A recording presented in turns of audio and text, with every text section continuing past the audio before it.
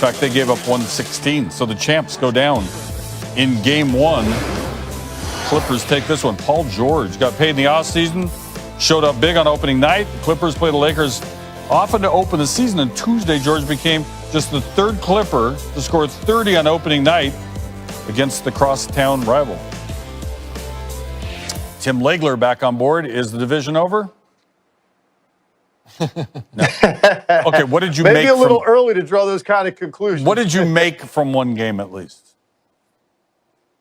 Well, a couple things. I think, first of all, both of these teams are better than they were a year ago, and I think that's really important to note, particularly with the Clippers, because they lost Montrezl Harrell. So a lot of people were wondering, will they even be as good as they were a year ago when they weren't good enough to get past the Lakers? And I think they are. When you look at the new pieces, I think Serge Ibaka fits better. Luke Kennard ultimately is going to be a little bit more versatile guard in that spot. Even a guy like Nicholas Batum defensively is going to be a big help. So I like this Clippers team better. Lakers clearly added more talent, but they're just going to take some time to round into shape.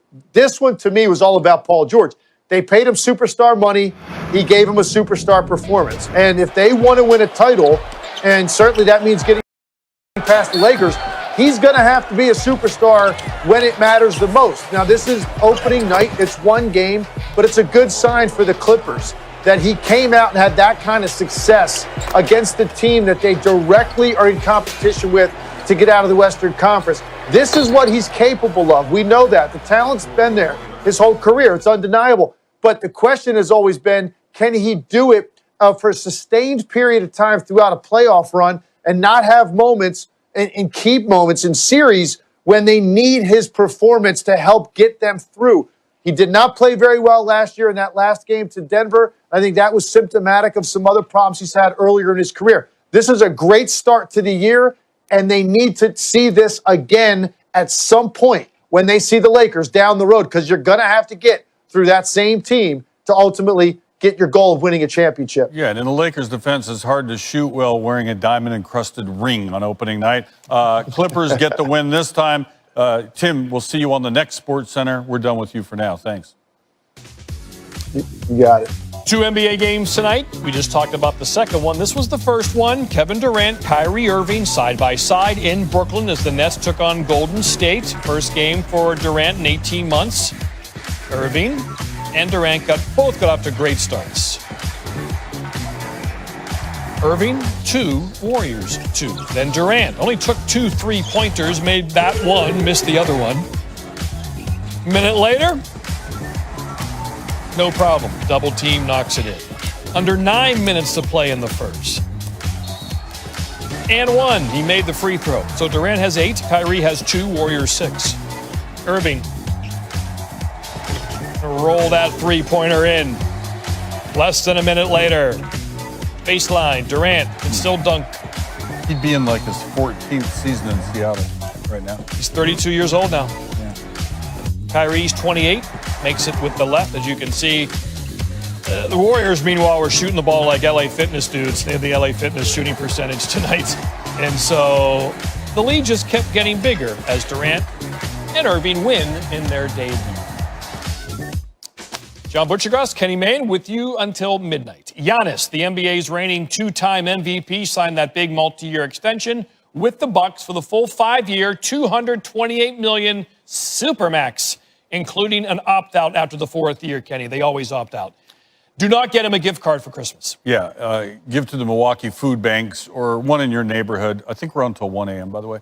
But back to Giannis. Oh, yeah. About the time we all learned how to say his last name correctly, Milwaukee he time. became one of those one-name guys. Yep. Giannis. Yep. Or Greek Freak, if Yep. you're into oversized nicknames. Cassidy Hubbarth, she called him an interview subject and then asked these questions. Central Time, midnight. Giannis, the largest deal in NBA history. When I say that to you, what does that mean to you?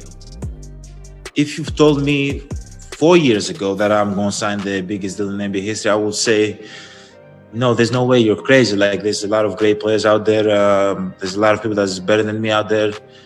There's no way, especially if you told me when I was a kid, when I was 12 years old. No way. Why did you decide to sign this year instead of, essentially getting the same contract offer and going through the courtship of free agency, which so many players say they want to experience? Why now?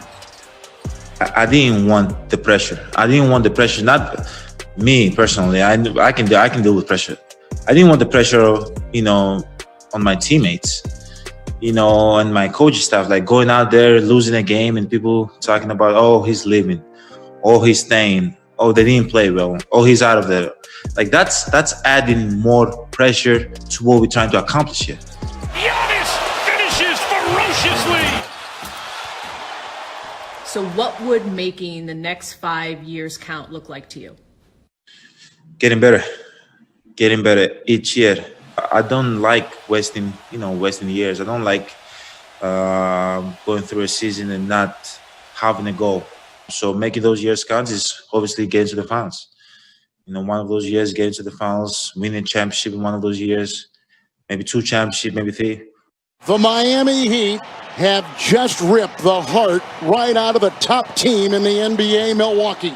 Recently, you made a reference that Michael Jordan lost in the playoffs as well. And you said, quote, needing to get hurt to win. What did you mean by that?